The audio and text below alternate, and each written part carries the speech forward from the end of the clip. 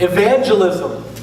All I have to do is say that word, and there are a couple of different reactions that happen in the room. For some of you, although you've heard the word, you really don't know what it means. I mean, you've heard it your whole life. You know, it's a church word, and you've been to church too long to admit that you don't know what it means. So, like, when you see people using it or talking about it, you just kind of smile your head and kind of nod a little bit. And you maybe have this definition in your mind of what it looks like, but you really don't know what the word means, and so you just kind of act like you do. Another group has heard the word, and you have an image of a door-to-door salesman in your mind.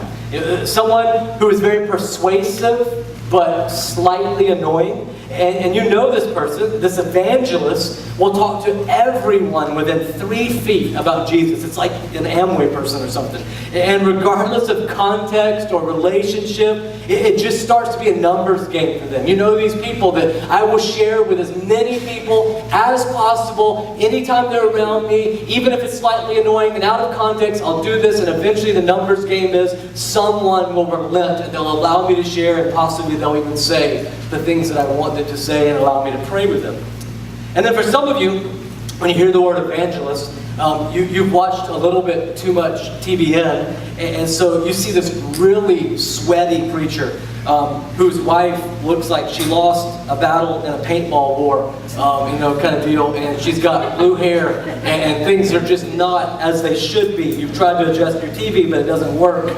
And you have this picture of this guy who just screams and yells and gets really fired up and really sweaty, and he will preach until someone raises their hand. And so finally, someone will just say, yes, if Jesus can save me from you, I will be saved. That's fine. I will be saved right now if just Jesus will save me from his people. And so that is what you have in mind. Then there are some of you who really kind of know what it means, and this is probably in this group of our launch team, a vast majority of you. And but the truth is, it gives you, when I say the word evangelist, or evangelism, just a sinking feeling in your stomach. Because you had this image of meeting up at the church and getting a list of people and cold call visiting people with a canned and rehearsed presentation of a very alive gospel, but for some reason a canned and rehearsed presentation. Or going to a beach where people are trying to enjoy their vacation, just like you would like to go and enjoy your vacation, and yet we go and put tracts and give them tracts with no relational connection. And because you're a good and loyal church person, you've always been willing to do these things. You've always been willing to cold call people and show up at their house. You've always been willing to go and put a tract into someone's hand at the beach. But the truth is, like me, probably a lot of you at least, don't like it. And it makes you feel very nervous and very uncomfortable. And it's kind of been one of those things that you just figured you did because someone at some point, somewhere decided that that's what evangelism was, and that's what we do at the church. Is Monday nights is for meeting to go out and interrupt people at their homes. And so we did it. And it made us uncomfortable, but we did it. I'll tell you my story.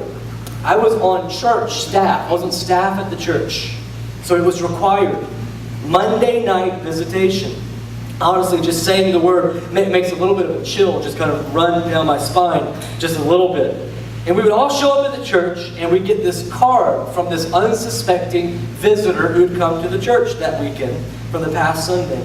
And then we had a little room set up where there was phones and stuff in there, and we would cold call that visitor and just say, hey, would you mind if we came over to the house? And at this particular church, we'd say, we want to bring you an apple pie, and we want to come over to the house with apple pie. That was like the Trojan horse, the apple pie was. And so we would go over there with the apple pie, and here's what would happen.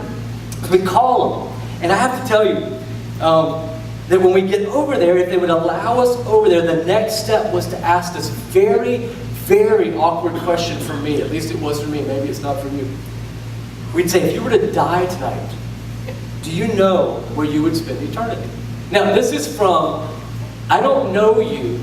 I'd like to bring you an apple pie that might be laced with something. It could be. I'm not going to tell you for sure, but I'd like to bring you an apple pie. 2, can we have a conversation about your impending death, Mr. Stranger? I mean, like, is there anything that's any more awkward? I mean, the church has become perfectionist at making things that should not be awkward extremely awkward. And so we would show up, if we got to the door, we'd show up and we would ask that question.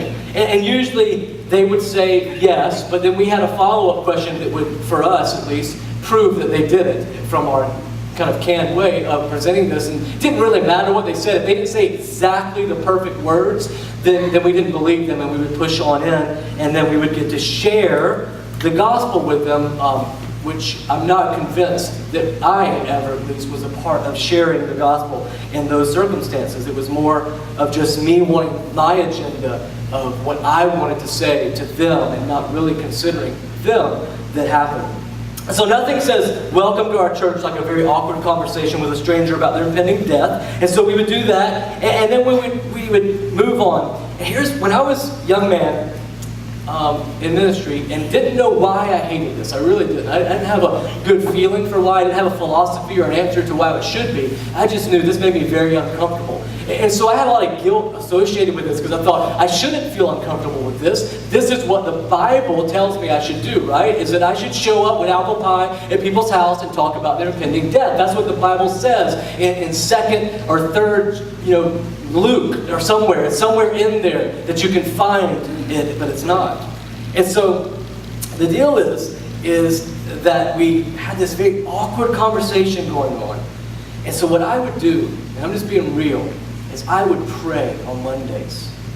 God, if there's any way that I have touched a doorknob or someone has sneezed on me in any way that I could get violently ill on Monday, that would be an answer to prayer so that I won't have to go to Monday nights. And usually that prayer didn't get answered. So then I would pray, God, if you could just allow them not to answer the phone. Like if they could be out of the house walking, they could be in the restroom, phone could be out of service. Maybe they didn't pay their bill. I don't really care why they don't answer their phone. Just don't let them answer their phone. And then if they answer their phone, I would honestly, I'm just being real, I would pray, just tell me that you've got other plans that I can't come over, because I did not want to be a part of this. And there may have been, I'm just telling, there may have been 1 or 2 times as a very young man that I hypothetically drove around for 45 minutes or so in a hypothetical car and reported back that there was no answer and that no one was home. Hypothetically. I'm not saying that really happened. But my goal this weekend is to make sure that you, like I do now, love evangelism. That you love evangelism and that you never have to lie to avoid it, even hypothetically, that you never have to. So this weekend, we're continuing in our series, How to Be the Church. And as we look at the book of Titus, we're going to continue that, but just to recap real quick, in week 1, we saw that we all have a mission. In fact, we are all missionaries who are left here for the purpose of being a servant. We also blew up this lie that the enemy would want you to believe, that only the professional ministers are missionaries, or professional missionaries are called into this mission, but that each and every one of us are. And then during week 2, we saw that in order for the church to stay aligned and ready for this mission, God has given us leaders. And as a missionary, or a member as we call it, of the church body, there's a stream of authority. And as we that are well-qualified men and women lead our church, that for most of us, we will be under authority, serving the mission. And then for a few select of us, we will be able to be in authority sometimes. And it's something that we can all aspire to and want to be in. And we may even rotate through those areas of being in authority. But for most people in the church, it is serving the vision of the house and the good leaders that God has put in place.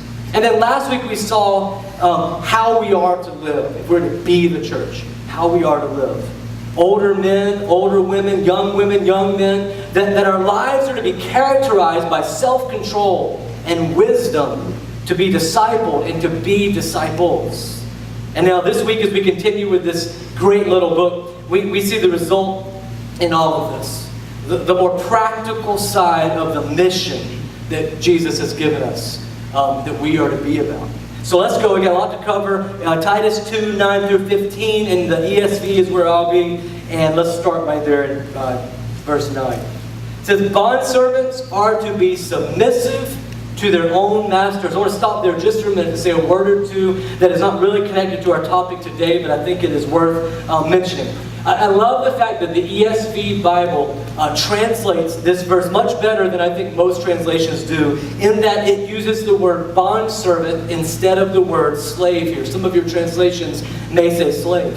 In America, when we hear the word slave, we are taken to a place in our mind of the horrific injustice and treatment of African slaves who were treated like animals and many times even lesser than animals. And so when we read a verse like this, and it appears, and many have even translated it this way over the years and used this verse inappropriately, that Paul is condoning somehow this absurd piece of history for our country.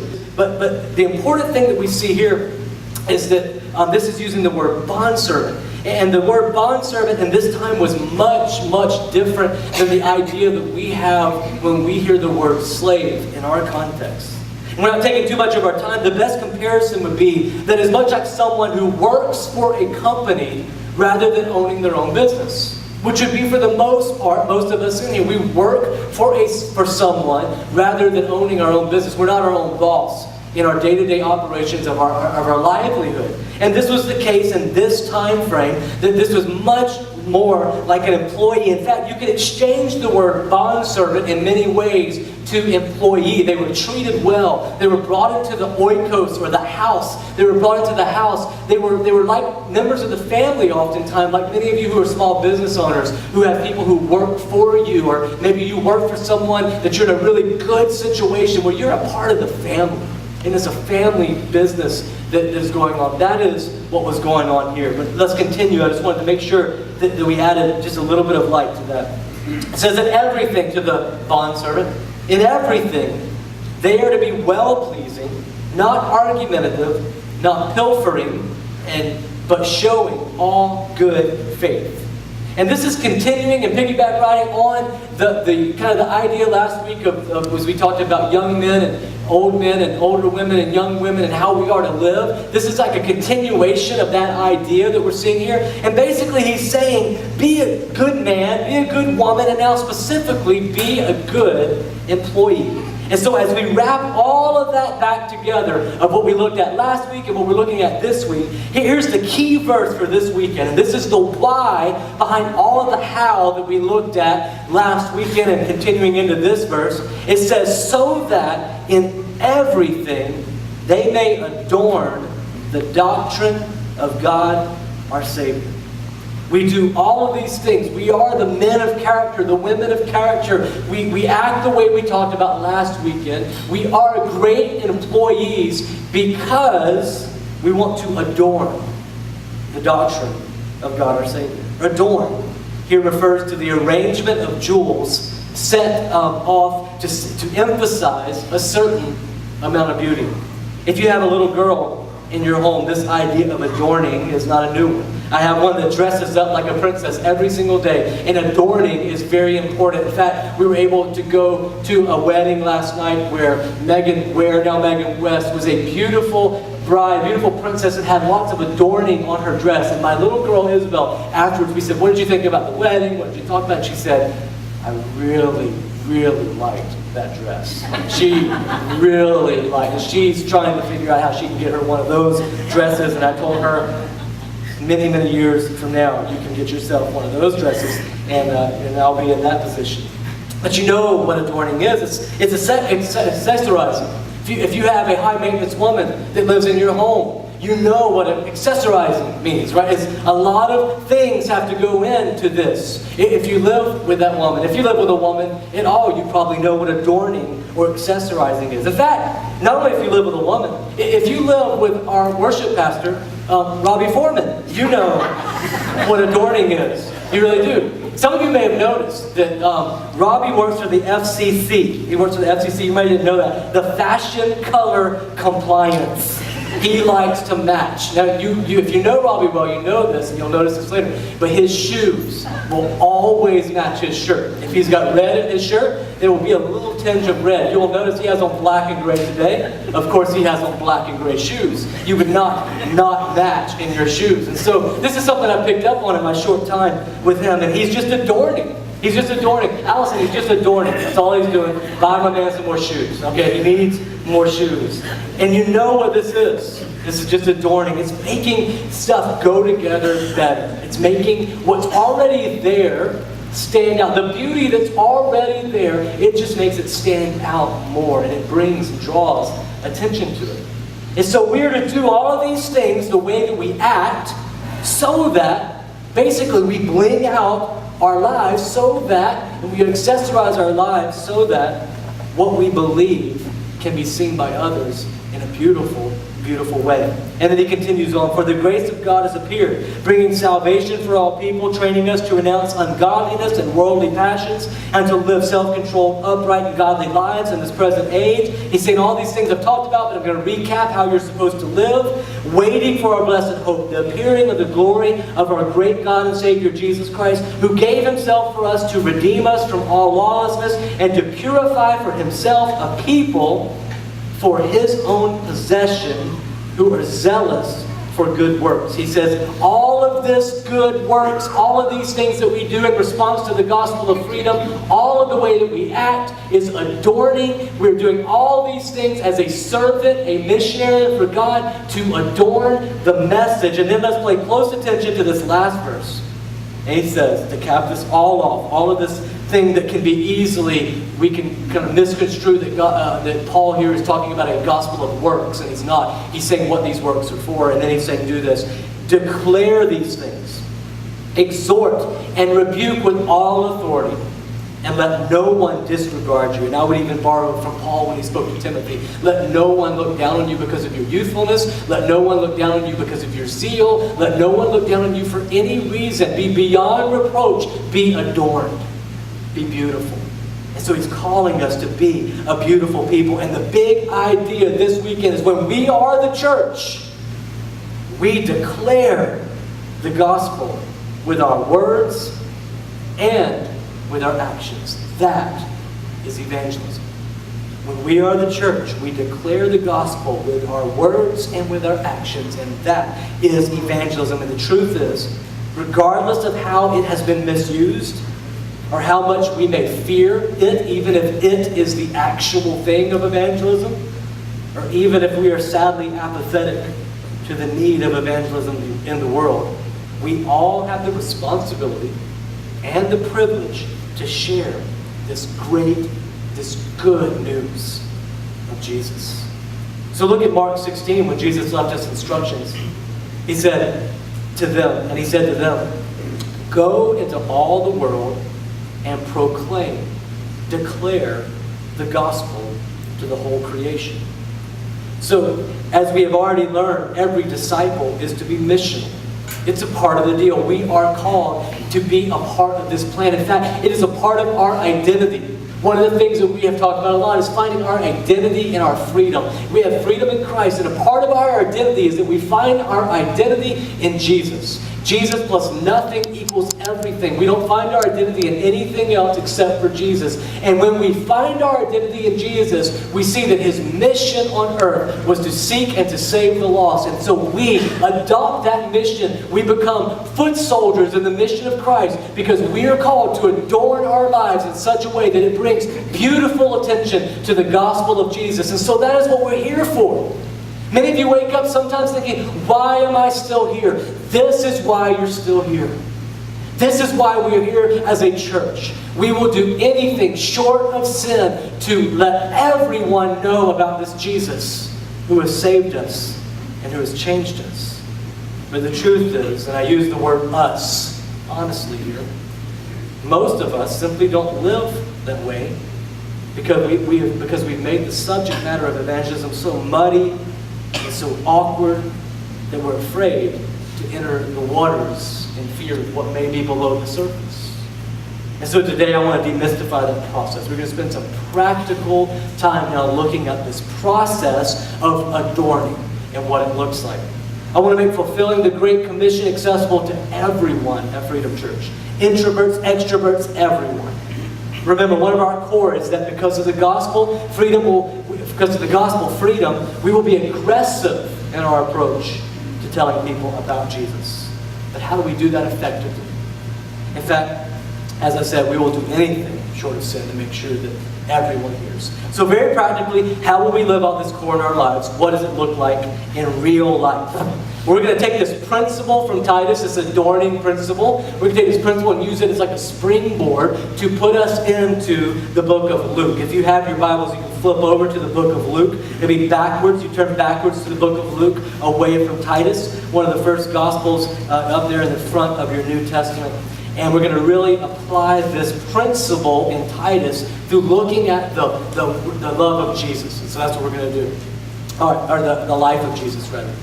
After we're continuing in Luke now 10, 1 through 6. It says, after this, the Lord appointed 72 others and sent them on ahead of him, 2 by 2, into every town and place where he himself was about to go.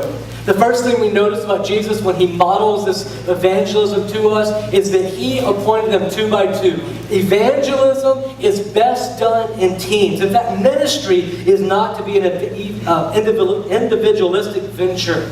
Ministry is best done in teams and groups of people. We do ministry in teams at Freedom Church. It's always better to have a partner. Whether that be your spouse who's in ministry with you, whether that be friends who are in ministry with you, and whether that be people who are in your class at school that you team up and you say, we're going to do evangelism together. And then Jesus continues and he said to them, the harvest is plentiful, but the laborers are few. The harvest is plentiful. Here's a big question that I have to ask myself, and maybe you could ask yourself as well, is do you believe that the harvest is ripe and plentiful? Do you believe what Jesus is saying is true for you in your oikos, the family around you, your neighborhood? Do you believe that the harvest is plentiful and that that is true for Moncks Corner? Do you believe that the harvest is plentiful and that's true for Goose Creek and Somerville and Hanahan, all of our surrounding areas, that the harvest is plentiful? Do you believe that there are thousands of people who this morning woke up and are broken and are hurting and their lives are falling apart, and what they need is that the harvest is plentiful, but what they need is the laborers to come and to help them find this man Jesus who can change their lives. See, I believe that the sad part of this is that very few of us really believe that Jesus is talking to Moncks Corner when he talks about the harvest being few or being plentiful. See, I'm praying, this is a bold prayer that I'm praying for us as a church. God has thousands of people that he wants to come and to follow him in Moncks Corner. And so he tells us what to do. He says, therefore, because of this, the harvest is plentiful, but the workers are few. Therefore, pray earnestly to the Lord of the harvest. God's in charge of the harvest. He's already set it up to send out laborers into his harvest. Here's a picture to have in your mind. The plot of land has been bought. The dirt has been tilled. The seed has been sown. The rain has come. The crop has grown. And now there are rows and rows full of fruits and vegetables. There's trees full of nuts. There are trees full of nuts in here too, but we won't go there. But there are trees full of nuts. And the owner of the harvest comes to the workers who have been waiting for the harvest. He sounds the bell. He says, all the work has come to this day. We've done all the hard labor. I've set it up. I'm the owner of this land. I've set everything up. And he says, it's time to stop working towards the harvest, but it's time to start picking the harvest. And here's what I see this picture happening is he says, everything's ready. It's all ready to be picked. Your neighbor is ready to be asked to come to church. Your family member who you pray for every night is ready to be told they need Jesus. All of your co-workers that you see that their lives are coming to an end, that they're just spiraling down and down, they're going to hit rock bottom. They're ready to be told this truth about Jesus. Everything is ready. He says the harvest is ready to be picked, and I see this picture of the workers rolling over in their bed, not believing that the harvest is done. See, God has been working since the beginning of time to prepare this time, right now, for Freedom Church. The harvest is ready. But the workers are few, Jesus tells us. My prayer is that we're all workers. My prayer is that this launch team, who I told you over and over again I've been so impressed with, really believes in your heart of hearts that we're not just going to take people from churches in Moncks Corner. I could care less if we take people from other churches in Moncks Corner, if they love and adore Jesus and are worshiping there. There are thousands of people who are broken and who do not know Jesus. I had to ask myself this question this weekend. I really prayed through it. Do I believe, and do you believe, that we could have 50 baptisms on August 28th? I mean, when we say that number, do we secretly think, I'm glad Sean puts bold goals out there, but that's impossible. There's no way we're baptizing 50 people on August 28th. And I would tell you, there's no way we're baptizing 50 people on August 28th unless we truly believe the harvest is ready. It's ready to be picked. So then he tells them, go your way. Behold, I am sending you out as lambs in the midst of wolves. There's going to be wolves when we try to go pick the harvest. There's going to be people who are against it. There's going to be people who don't understand. And we just gracefully move past the wolves, protect each other from the wolves, and we move out to continue trying to pick the harvest. He says, carry no money bag, no knapsack, no sandals, or greet no one on the road. So Jesus sends out the workers. He sends them out and says, go 2 by 2 into these areas that I'm going to go. And I love that picture because it's a picture of why we don't just gather as a church. We love to gather as a church. But you may have noticed that this is really the only time that we set forth to gather as a church. And we have no future plans of gathering too much more. Because what we want to do is scatter into the community. We want to scatter into the community as community groups. We want to scatter into community as family, giving you margin, giving you time to be able to go into your neighborhoods and actually spend time with your neighbors. Be able to go into your workplace and actually invite them over for dinner because you're not so busy gathering together. And so he scatters them out into the world that he's sending them out into. And we see this model in the book of Acts as well. And so we scatter out, and then he says, whatever house you enter, first say, peace be to this house. And if a son of peace is there, your peace will rest upon him. But if not, it will return to you. And remain in the same house, eating and drinking what they provide. I love this picture of Jesus. Says, go to the house, say, peace be with you. And if their peace returns, you'll know. What he's saying in here is, basically, he's debunking this view of confrontational evangelism that we've heard about for a long time. That we confront people with the gospel. What we see is that maybe there are times to confront, what we see in the Bible is that maybe there are times to confront people with sin in their lives. There may be more time to confront fellow Christ followers with sin in their life than there even is to confront people who are far from God. What they need is Jesus, not to be reminded that they need Jesus over and over again by pointing out their sins. They need Jesus. And so we point out to them that we tell them, peace be to you. And he says, if you return, it's this person of peace. This person who you go, they are open. They're open to hearing from me. They're open to an invitation. They're open to a barbecue at my house. They're open to me entering into their life. They're open to some type of reaching out to them in some way. And so Jesus gives us some very practical steps to them as they go out. He says, find that son of peace or that person of peace. Jesus' message to his disciples then and to us today is that we are walking in this world and we are to be on the lookout for people or that person of peace. Who is that person of peace and how do we recognize them? Very simply, a person of peace is one who is prepared to hear the message of the kingdom and of the king. He is ready to receive what God will give you to say at that moment. This should be our prayer every day. Lord, bring into my path a person of peace and the grace to speak your words to that person. This is the picking of the low-hanging fruit of the harvest. Who is in your life that is not that far from faith? I mean, right now you think about them, you say, you know what, really, they're not that far away. They really are open to talking about Jesus. They're open to even coming to church. You know, statistics tell us that 82% of people say in surveys that if their neighbor would simply ask them, they would come to church. 82% of people who don't go to church say, yeah, I mean, no one's ever asked me. I don't want to just show up. I mean, if someone were to ask me, I would go. I'd go check it out. Because most people are open to hearing from God because God created that desire in them. Who is in your life that if you brought them a nice, ESV study Bible maybe or something like that, would read it? He said, hey, I've noticed that you ask a lot of penetrating questions about faith or spirituality even, or you're talking about what Oprah said last week about spirituality, whatever the case may be. Would you read this if I gave you a Bible? Most people would say yes.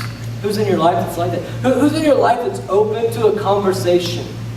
And if they were invited to church or to soon your community group, would say yes. You would say yes. The harvest is plentiful. I believe that without any marketing, which we're going to do, without any special strategy, which we're going to have, that there are hundreds of low-hanging fruit people in here who you are broken about, who your heart breaks about when you think about them, who you know just need the freedom that you found in Christ. And their life can be radically different. They're one invitation away from hearing about Jesus. And I want to tell you so that you can be prepared. On August 21st, in the simplest way I know how, in the shortest way I know how, in the best way I know how, and I will make sure I pray through and prepare as much as possible. I'm going to simply share the gospel.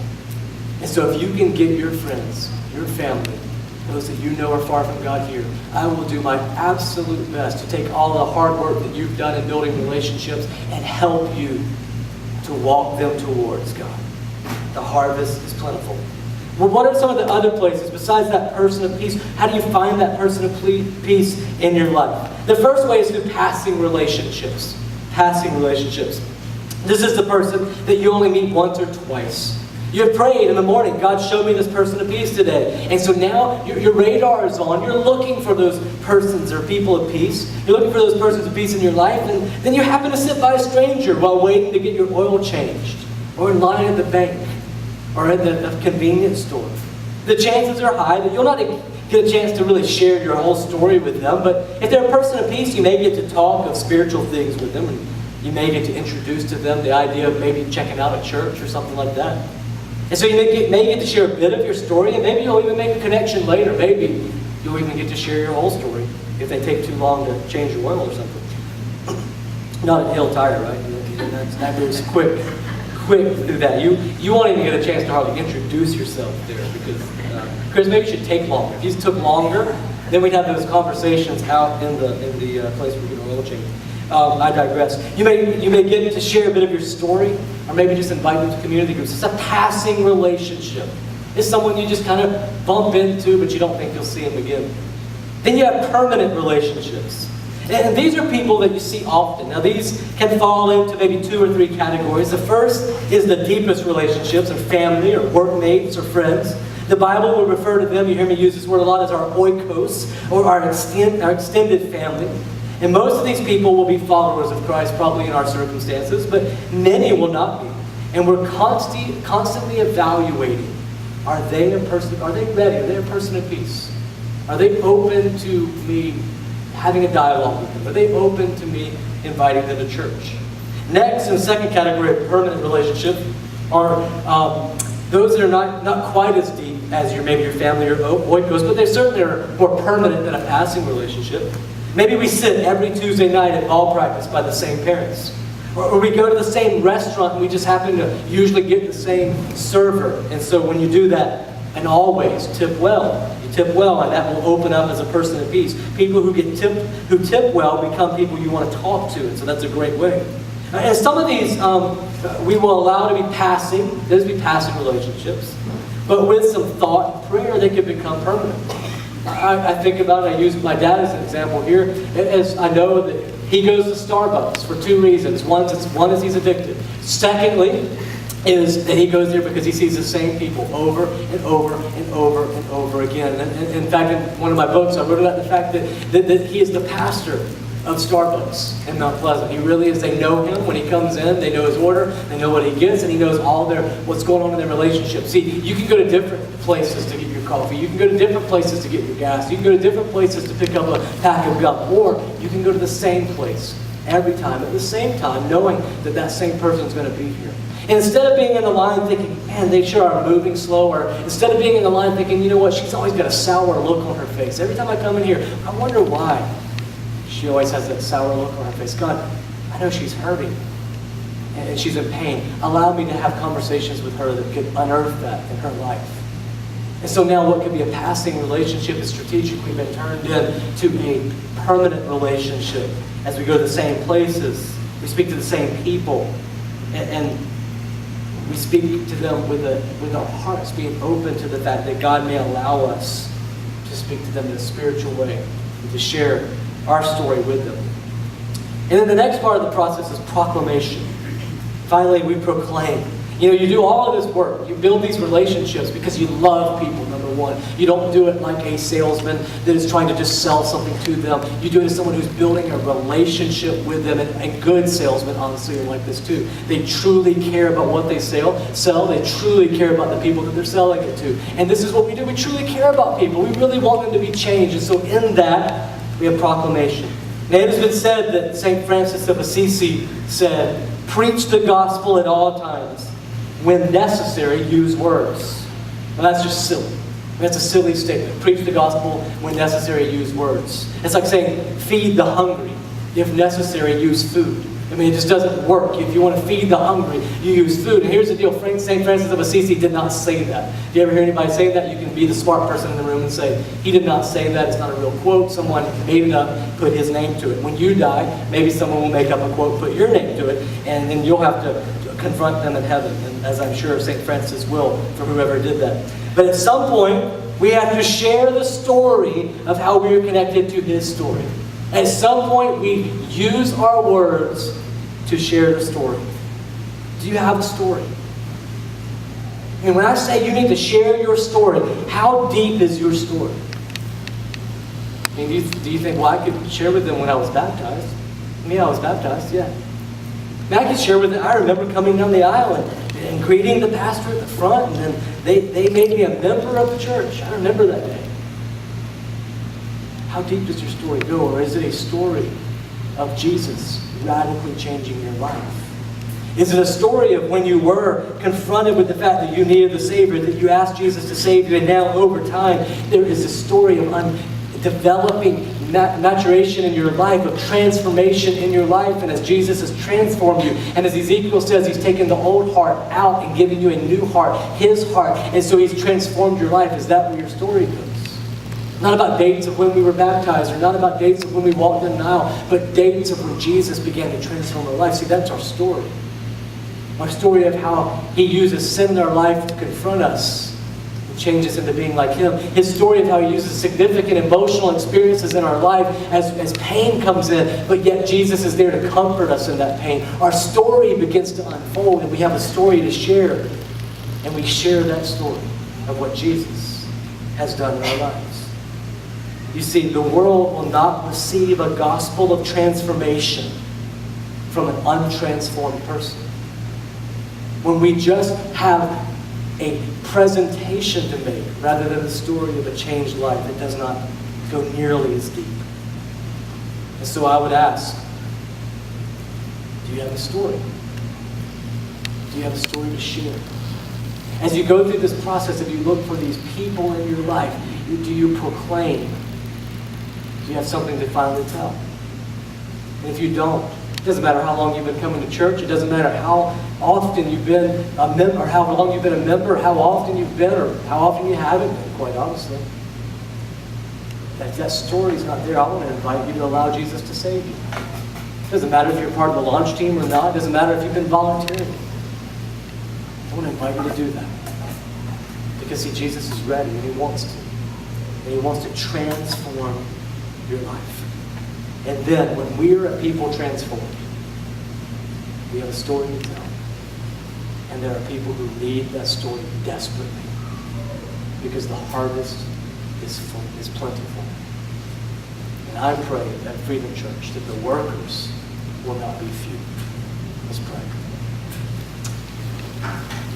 Father, thank you that you've allowed us to be a part of this time in this place. God, I am humbled. I'm humbled by what you want to do. God, I sheepishly kind of admit that I have a weak vision sometimes. And that I think, yeah, it's okay. We'll be who we are and who God's made us to be. And I use that as an excuse for not thinking that you can do large things in a small community. So God, I pray that you would arrest our hearts. That God, our desire would be that we see many who we maybe have even written off in our own lives come to be a part of what you have done here. God, I thank you that you're much, much, much more in our lives than just a single day or a single decision. That God, you change us, you transform us from the inside out. And that God, in that we have a story to tell. So I pray and thank you for that now. We worship you in response to that. It's in Jesus' name.